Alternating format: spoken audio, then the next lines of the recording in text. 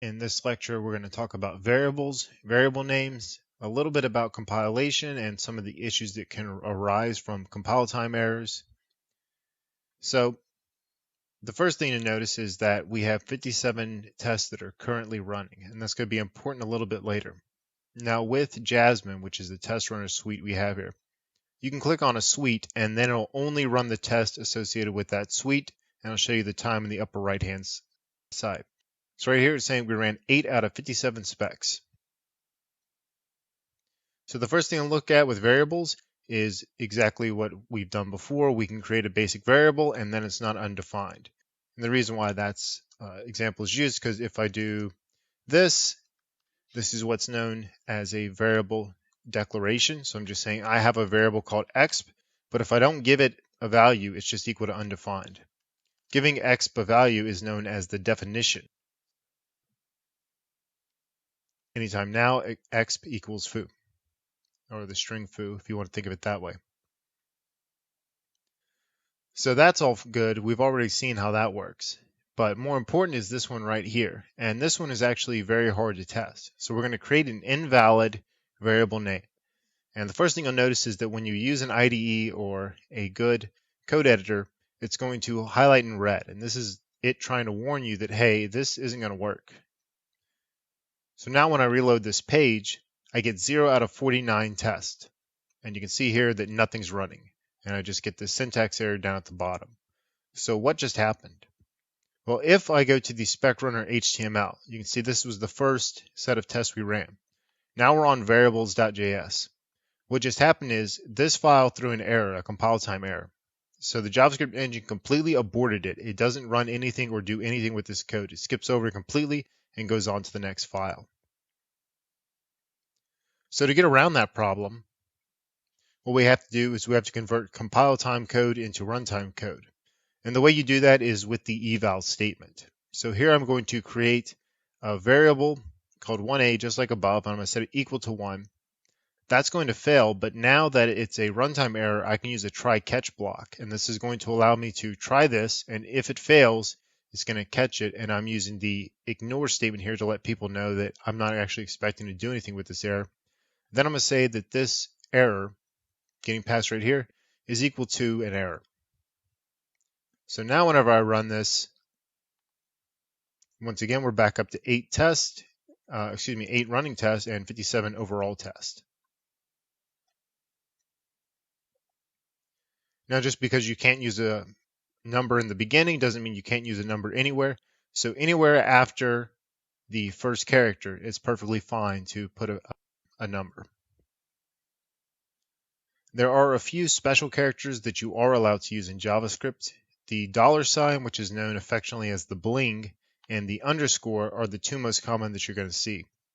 The $, by itself is usually associated with jQuery, and the underscore is generally a way that developers tell other developers that this variable is expected to remain private. So I can use both those. I don't need a try-catch block or anything, and they run just fine. Next is what we saw with the object. We can use the square brackets to dynamically get something. So access first name is a variable, and it's set equal to the string first name. And then we have an object with a property called first name. So we can either access this with strings using square brackets, object square bracket string first name, or we can use the variable name in square brackets, and that's going to dynamically access this. People who didn't learn JavaScript would use eval right there. They would use that to try to dynamically grab the value. And that's a very bad thing to do. Now there is one other thing about square brackets that is interesting. When you're using dot notation, whatever you're accessing has to be a valid string. However, with the square brackets, you can use illegal characters. You can do pretty much whatever you want and still access it within an object. It's highly recommended you never do this, but it is possible if you have some bizarre string that you need access. You can use square brackets to get access to it. Next, we have what's known as variable hoisting. Variable hoisting is not something that actually happens, but it's a conceptual way to think about how JavaScript works. So for example, right here we have function getName, and you'll notice there's no var keyword. Yet I can still use getName before it's been defined right here. And that's because whenever JavaScript runs its compile time pass, it looks for anything like this and it pushes it up to the top of the function. Now it does this all behind the scenes, but what that means is that when I write code like this, I can use getName before it's been defined. So this is going to run and it's going to work out perfectly fine.